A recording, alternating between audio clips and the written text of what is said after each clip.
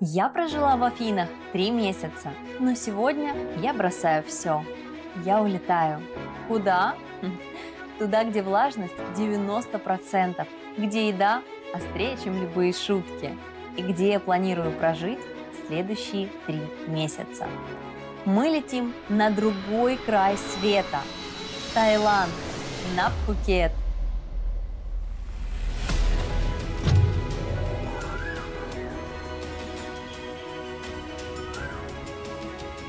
И прямо сейчас я покажу вам безумный маршрут. Афины, Дели, Пхукет. Я расскажу, как пересечь полмира на лоукостере всего за 200 евро. Как не сойти с ума в аэропорту Индии и почему первым делом в Таиланде я пошла искать не кокосы, а тарелку борща. И в конце видео вас ждет то, о чем молчат, а вы теряете деньги. Не переключайтесь, это большой переезд. Погнали со мной! А если вы еще не подписаны на канал, самое время это сделать прямо сейчас. Подписывайтесь, будет интересно. Знаете, Афины – это город, который либо влюбляет в себя, либо бесит. Третьего не дано. С одной стороны, это уникальные парки, растения, которых я нигде не видела, и птицы, которые поют громче твоего будильника. А с другой – это вечный хаос. Здесь уникальная смесь античности, мегаполиса и природы. Я буду скучать по этому морю, которое здесь повсюду, по солнцу, которое греет, но не обжигает. Но я поняла, что хочу больше экзотики, и самое лучшее еще впереди. Время пришло, быстрые сборы, и мы выдвигаемся в аэропорт. И начинается самое интересное. Это новое, невероятное приключение. Если вы еще не подписаны на канал, самое время это сделать прямо сейчас. Знакомьтесь, авиакомпания Indigo. Это индийский лоукостер. Если вы, так же как и я, любите путешествовать далеко и дешево, то с этой авиакомпанией вам не придется отдавать все деньги за билет. Многие ее боятся, но посмотрите на цифры. 200 евро за билет из Европы в Азию. Это очень дешево для такого расстояния в 8200 километров. А это больше радиуса Земли. Но несмотря на это, у них все самолеты новые, комфортабельные и вовремя обслуживаются. В эту цену входит 30 килограмм багажа и 2 единицы ручной клади. Для лоукостера это просто неслыханная щедрость. Главный плюс – у них много стыковочных рейсов по всему миру. Вам не нужно выходить, забирать чемоданы, проходить паспортный контроль в промежуточной стране. Я просто сдаю свой багаж в Афинах и забираю его уже под пальмами. Это экономит кучу нервов. Так что мы проходим быстрый чек-ин в аэропорту и идем на посадку. Сделаю небольшой обзорчик места в самолете. Сейчас будем вылетать из Афин в Нью-Дели. Компания Indigo. Сейчас покажу, в общем, какой тут место. Мне попалось место у окна. Ну, как попалось, мы его выбрали. Вот смотрите, есть розеточка, это уже большой плюс, так что телефон можно будет спокойно заряжать. Так, ну подставочка для водички, для бутылочки. Вот это вот такая противоскользящее покрытие. Нужно телефон поставить сюда, он не будет скользить. И также давайте посмотрим. Шагомка закрывается, открывается. Ну тут понятное дело, да? Вот это у нас открывается. Перелет у нас включен только до Нью-Дели обед, получается, можно было выпить заранее. Так, бананчики, это мои бананчики. И у каждого есть вот пол бутылочки водички. Места для ног, в принципе, хватает. И также здесь есть, сейчас покажу, вот эти вот, да, подголовники, вот вы видите, они могут, в общем, раскрываться, закрываться. Очень удобно. Такой вот вид с окошка.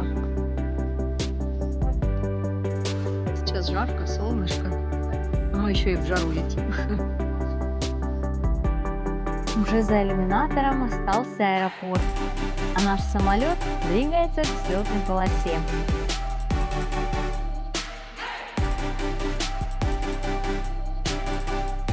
Мгновение, и мы уже отрываемся от земли, и чувство невесомости как первый раз.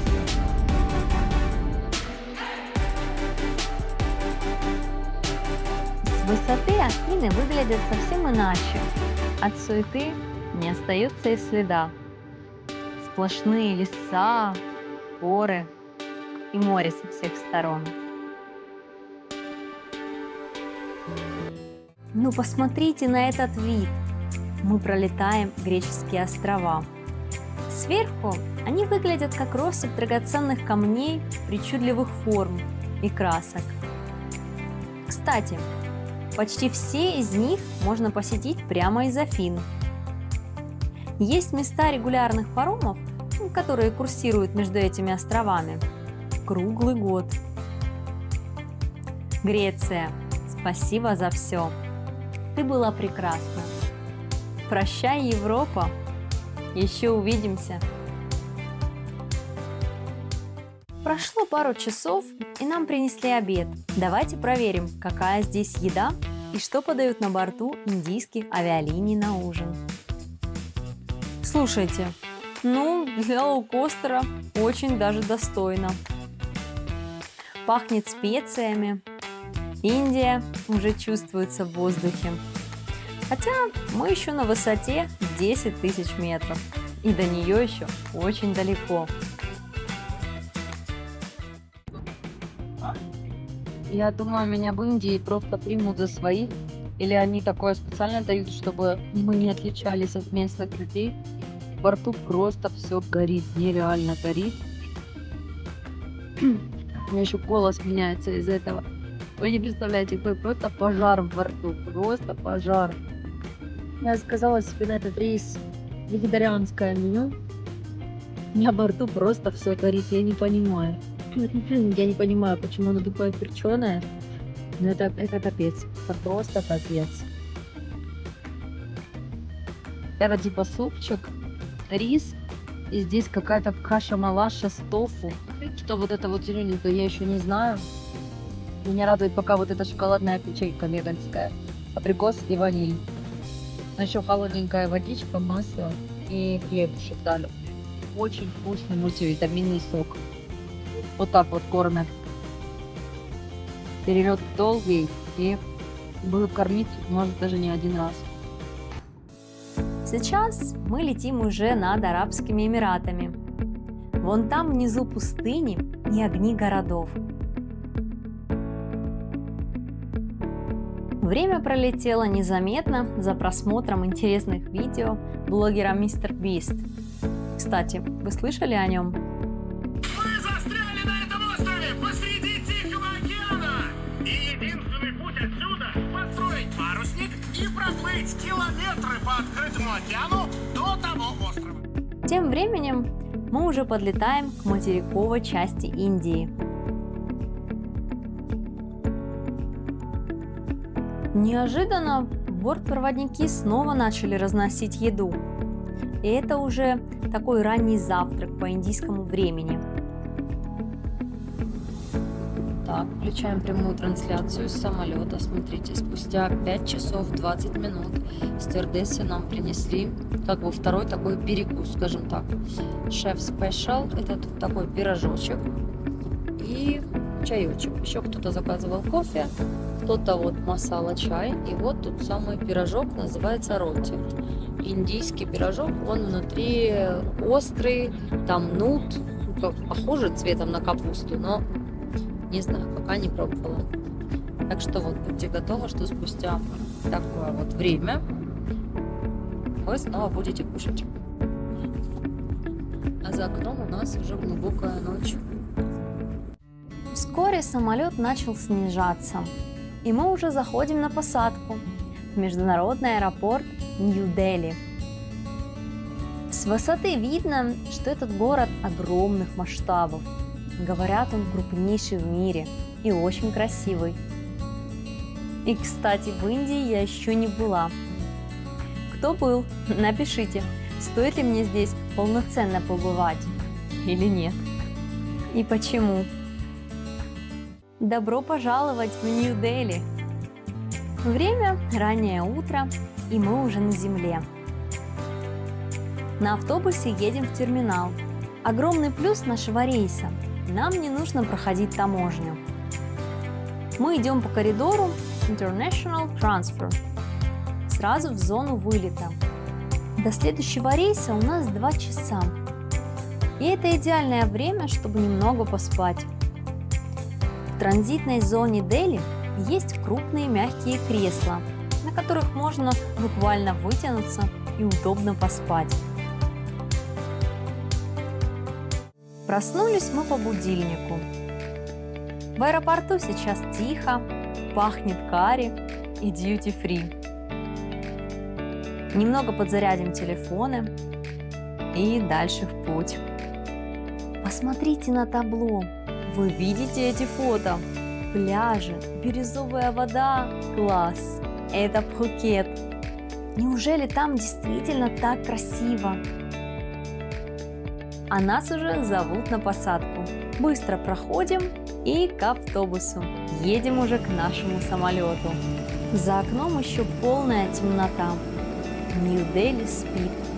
Наш самолет, не теряя ни минуты, уже спешит на взлетную полосу, оставляя аэропорт уже где-то по другую сторону иллюминаторов. Мгновение, и Нью-Дели снова перед нами во всей своей красе.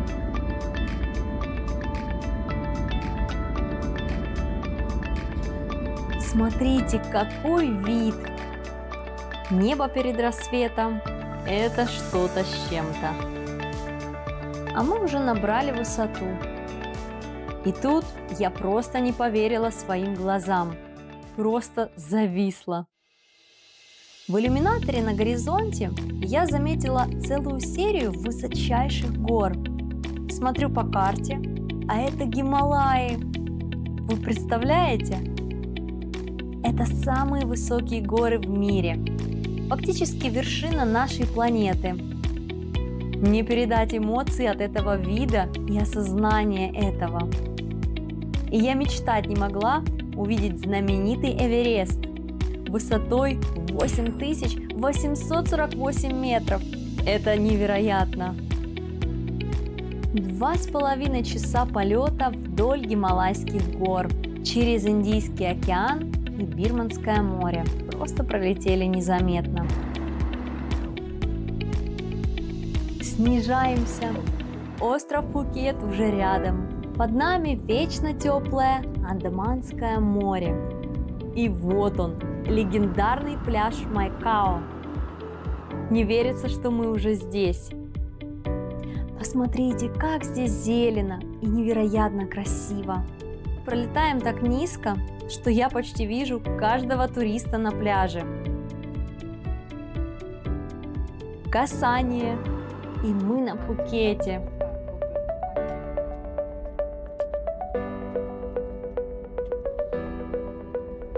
Важный момент.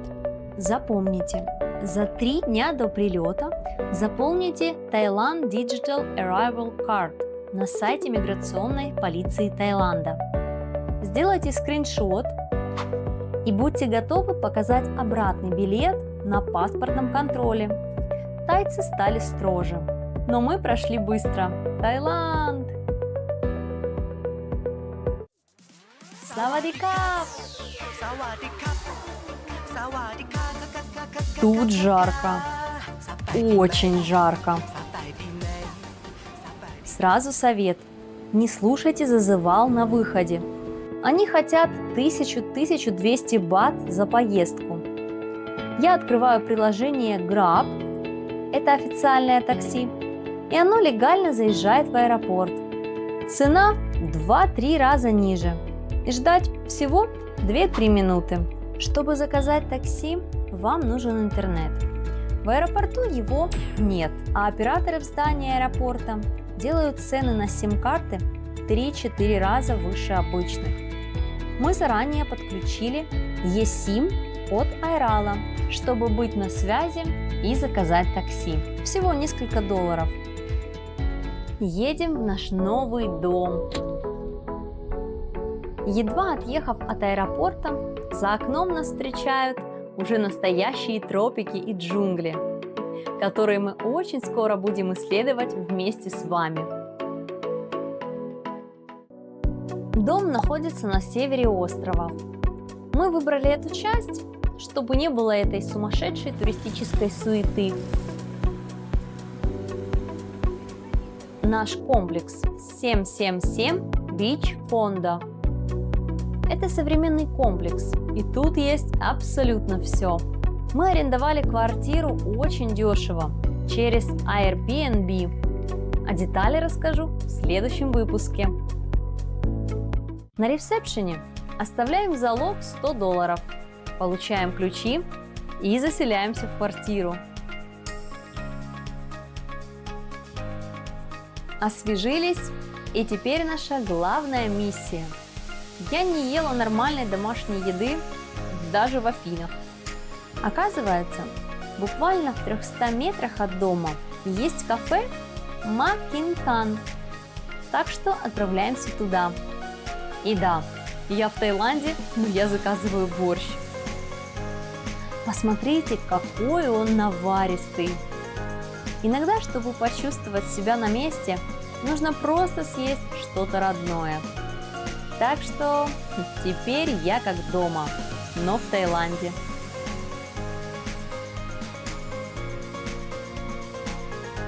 Да, и самое важное.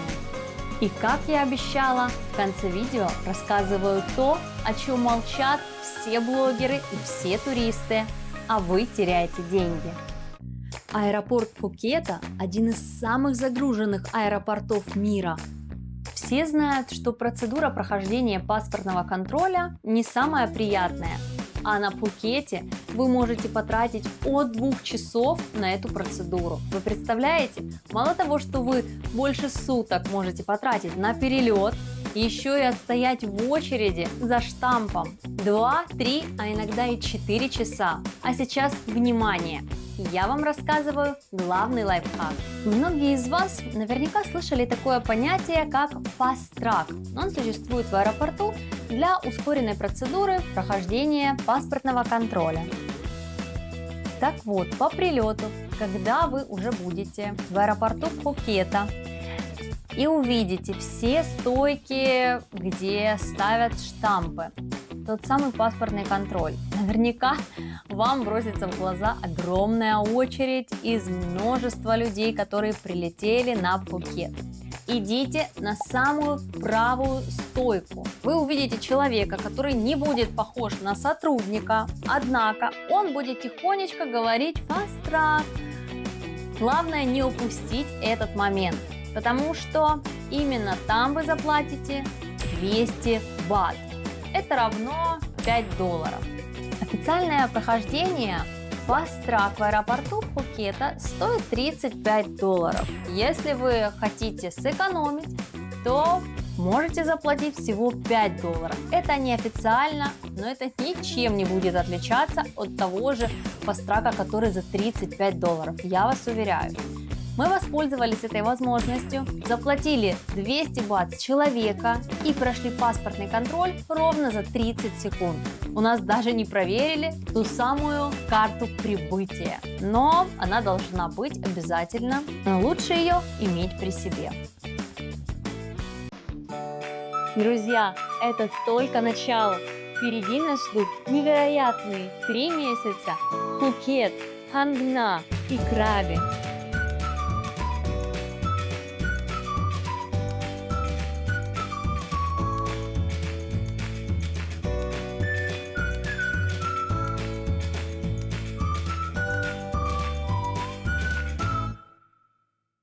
Подписывайтесь, ставьте колокольчик и увидимся в Азии. И в следующем видео дальше будет еще интереснее.